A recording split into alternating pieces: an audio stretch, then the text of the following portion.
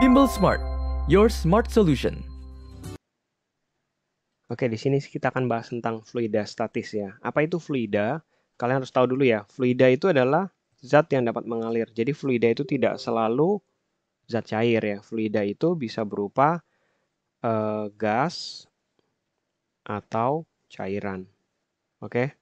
Jadi fluida ini tidak selalu tentang cairan ya. Bisa berupa gas juga. Nah, kita belajar tentang statis ya. Maksudnya apa statis? Statis itu berarti fluidanya tidak bergerak.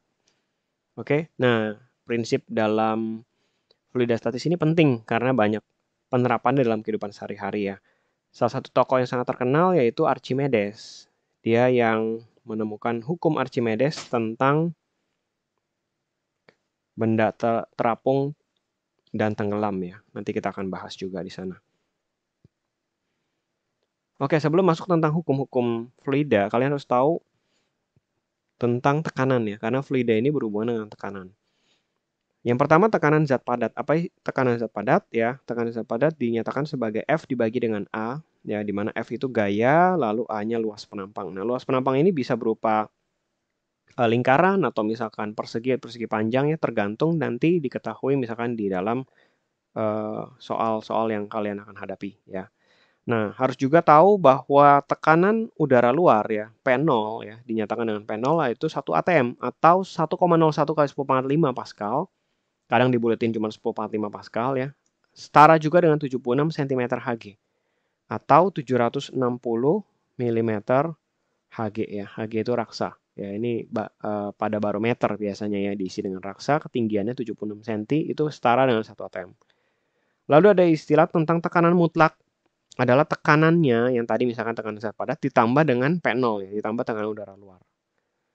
Yang kedua adalah tentang tekanan zat cair ya. Ini yang dibilang tekanan hidrostatis. Dinyatakan dengan Rho kali G kali H, di mana Rho-nya adalah massa jenisnya si zat cair ya, dalam kilogram per meter kubik, ya satuan internasional dalam fisika. Kemudian G-nya percepatan gravitasi bumi ya, biasanya 10 atau 9,8 meter per second kuadrat. H itu kedalaman dari permukaan zat cair. Nah, ini harus tahu nih, misalkan ada ikan lagi berenang dalam satu kedalaman misalkan 5 meter dari permukaan laut ya. Nah, tekanan hidrostatisnya itu tergantung dari seberapa dalam ikan itu dari permukaan, bukan dari dasar. Oke? Sama seperti orang kalau diving, semakin dalam dia diving, tekanan terhadap telinga dan tubuhnya akan semakin besar. Karena seakan-akan tuh ada zat cair seberat ini yang akan nekan dia ya, bukan tergantung dari berapa jauh dia dari dasar laut. Oke, jadi H ini penting konsepnya dari permukaan ya untuk tekanan hidrostatis. Yang terakhir tentang tekanan gas, nanti ada bab khususnya yang akan kita bahas tentang tekanan atau teori kinetik gas ya. Ini persamaan umum gas ideal yaitu tekanan PV sama dengan nRT ya, di mana R itu adalah tetapan umum gas ideal 8,31 Joule per mol Kelvin ya. N-nya adalah jumlah zat dalam mol ya, ini ada hubungan dengan kimia. T-nya harus dalam Kelvin ya, suhu mutlaknya dalam Kelvin. Oke, V itu volume dan P itu tekanan. Oke, kita akan masuk tentang hukum dasar fluida statis. Yang pertama yang paling terkenal adalah hukum Pascal. Nah, Pascal bilang apa? Tekanan diberikan kepada fluida dalam ruang tertutup teruskan sama besar ke segala arah. Ya, ini penting ya, di dalam ruang tertutup teruskan sama besar ke segala arah. Penerapannya yang paling umum adalah dongkrak hidrolik atau mesin hidrolik ya, hidrolik pengangkat mobil. Nah, ini contohnya ya. Pernah lihat ya pasti ya, di bengkel-bengkel ya, ada mobil diangkat, biasa tempat cuci mobil gitu. Mobil bisa diangkat nih dengan satu batang ini yang lebih kecil dari mobil ya. Nah, yang mengangkat dia itu sebenarnya adalah suatu gaya yang diberikan kepada fluida ya, biasa diisi dengan oli ya. Tentunya didorongnya dengan mesin, tapi dengan tenaga atau gaya yang kecil bisa mengangkat beban yang besar. Nah, ini dimanfaatkan sekali ya. Dalam persamaan bentuknya P1 sama dengan P2 pada ketinggian yang sama ya, yaitu F1 per A1 sama F2 per A2. Nah, A-nya ini tergantung nih ya bentuknya apa. Kalau misalkan lingkaran ya VR kuadrat atau V per 4D kuadrat. Bisa juga ya persegi atau persegi panjang ya. Tergantung nanti diketahui di soal dalam bentuk apa. Yang pasti satuannya adalah Newton per meter persegi, ya. Tapi kalau cuma ngitung dalam persamaan, bisa aja sih dalam sama-sama sentimeter persegi, nggak apa-apa. Ya, nanti kita akan bahas lebih detail di pembahasan soalnya. Yang kedua tentang hukum pokok hidrostatika. Semua titik yang terletak pada satu bidang datar di dalam zat cair ya yang sejenis memiliki tekanan yang sama ya. Tekanannya sama kalau ketinggiannya sama ya. Nah, contohnya di sini dalam pipa U ya. Misalkan ada dua cairan yang bawah ini misalkan raksa lalu dituangkan air sebelah kiri, maka kaki sebelah kiri itu akan turun yang tadinya sejajar pasti ya. Kalau nggak ada yang diisi sebelah kiri atau sebelah kanan pasti akan sejajar permukaan zat cair ya. Nah, kalau ditambahin satu zat sebelah kiri dia akan turun nih ya. Yang tadinya mungkin di sini dia turun, yang kanannya naik sedikit. Nah, pada bidang batas antara dua permukaan tersebut yang tidak bercampur ya, itu memiliki tekanan yang sama nih ya. Kita bisa ambil acuannya pada bidang batasnya ya. Sebenarnya nggak harus pada bidang batas ya, pada tekanannya di sini juga sama nih ya. Tekanan di sini titik ini sama dengan tekanan titik ini juga boleh ya. Cuman biasanya kita ambil yang pada bidang batas ya. Nah, H1 itu diukur dari bidang batasnya ke atas, H2 dari yang bidang batas ini yang sebelah kanan ya ke permukaan tertingginya juga. P1 sama P2 ya, rho GH1 sama dengan rho GH2 atau G-nya bisa dicoret ya, karena gravitasinya sama, maka tinggal rho 1 kali H1 sama dengan rho 2 kali H2 ya. Satuannya yang pasti fisika ya, kilogram per meter kubik untuk rho, massa jenis ya, untuk H-nya dalam meter ketinggiannya ya. Selanjutnya adalah hukum Archimedes. Nah, ini yang paling terkenal ya. Di dalam fluida, hukum Archimedes ya, benda yang tercelup sebagian atau seluruhnya ke dalam suatu fluida mengalami gaya ke atas ya, sebesar berat fluida yang dipindahkan oleh benda yang tercelup tersebut ya. Jadi kalau kita misalkan masuk ke dalam satu bak mandi yang penuh, akan tumpah sebesar beratnya kita yang masuk ke dalam zat cair. Seperti itu ya. Jadi FA didefinisikan, FA itu gaya angkat ke atas, rho fluidanya dikali G kali VT volume tercelup. Ya, semua satuan dalam SI ya. Nah, ini ada penerapannya dalam keadaan terapung, tenggelam, dan melayang ya. Untuk kondisi terapung, contohnya benda seperti ini ya, terapung misalkan ada gabus atau styrofoam di atas permukaan zat cair, air misalkan, dia terapung ya, mengalami gaya angkat ke atas sebesar rho kali G kali volume tercelup ya, dan itu setara dengan W-nya ya, berat bendanya, karena sigma F disumbu Y-nya 0, FA sama dengan W ya, kita tahu ini hukum pertama Newton ya, FA gaya angkat ke atas sama dengan W ya, jadi tinggal disubstitusi, FA-nya rho GV yang tercelup ya, sama dengan M kali G, G-nya bisa kita coret, oke.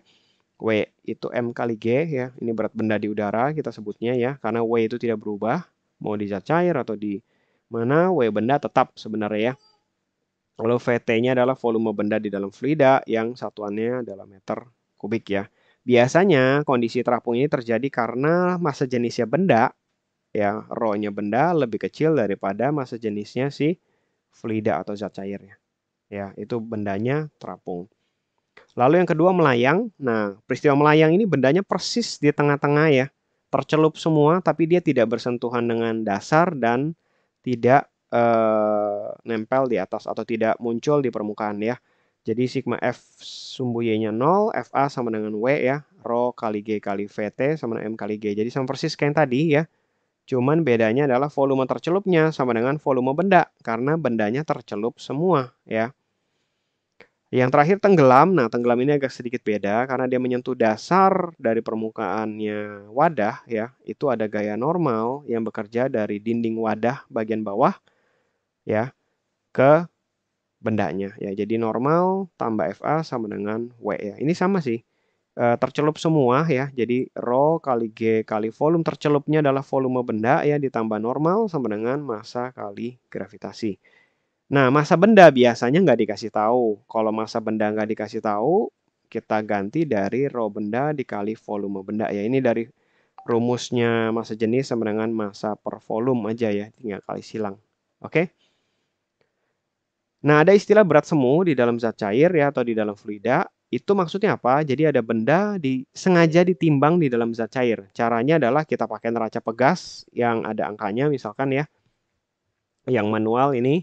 Lalu ada gantungannya dan kita ikat tali, bendanya dicelupkan ke dalam zat cair. Berarti syaratnya adalah massa jenisnya benda harus lebih besar nih daripada massa jenisnya si fluida supaya bisa ditimbang. Kalau misalkan massa jenis benda lebih kecil, dia nggak akan tercelup semua ya, akan terapung terus gitu ya.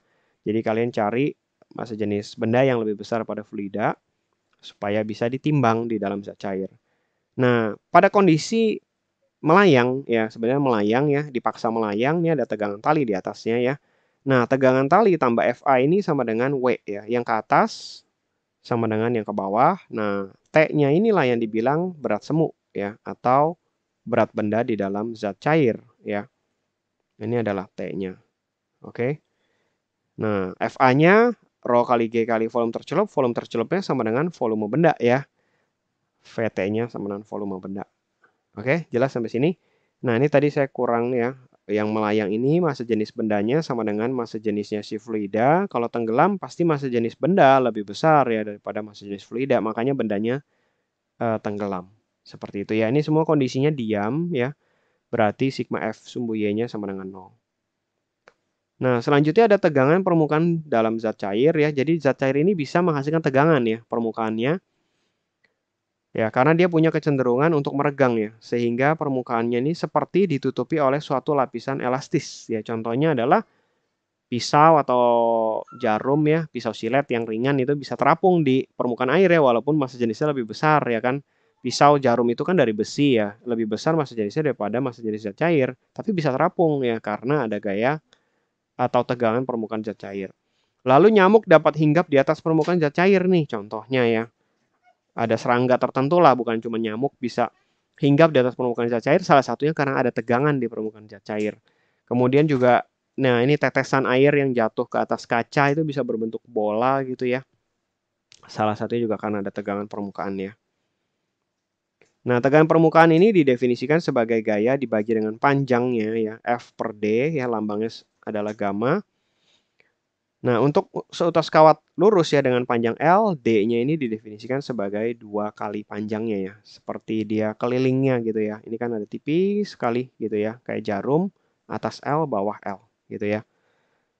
Selanjutnya, peristiwa kapilaritas adalah peristiwa naik atau turunnya permukaan zat cair ya di dalam tabung sempit atau pipa kapiler ya. Nah, air dalam pipa kapiler dapat naik ini karena adesi ya. Adesi itu gaya antar air dengan dinding wadah lebih besar daripada gaya kohesi. Gaya kohesi itu gaya sesama air, partikel air ya. Jadi air lebih suka dengan kaca dibandingkan air dengan sesamanya. Ciri-cirinya adalah kalau kalian punya botol kaca lalu diisi air ya, terus kita tuang airnya keluar, masih banyak yang tersisa di dalam. Nah, itu karena adesinya lebih banyak daripada kohesi. Beda dengan raksa. Kalau raksa itu adesinya lebih kecil daripada kohesi. Raksa lebih suka dengan sama partikel dibandingkan dengan partikel wadahnya ya. Contohnya dalam termometer, makanya itu pemanfaatannya di dalam termometer supaya lebih akurat, nggak ada yang tersisa nih kalau dia naik semua, turun juga turun semua ya. Nah, rumusnya untuk menghitung kenaikan pipa peristiwa kapilaritas ini ya, Y adalah 2 kali gamma kali cos theta dibagi dengan rho kali G kali R ya. Di mana R-nya itu adalah jari-jari pipa kapiler dalam meter, θ-nya adalah sudut kontak ya, ini ada kemiringannya ya, sudutnya ya dengan permukaan zat cair. Ada kemiringannya. Kalau air itu meniskus cekung ya, jadi dia ada sudut cekungnya. Kalau raksa itu meniskusnya cembung ya, dia seperti ini, juga ada sudutnya ya terhadap bidangnya. Oke. Gamma tadi adalah tegangan permukaan ya, lalu rho ini massa jenis zat cairnya, G gravitasi bumi ya. Mungkin nanti kita akan bahas lebih jelas di video tentang pembahasan soalnya. Bimbel Smart, your smart solution.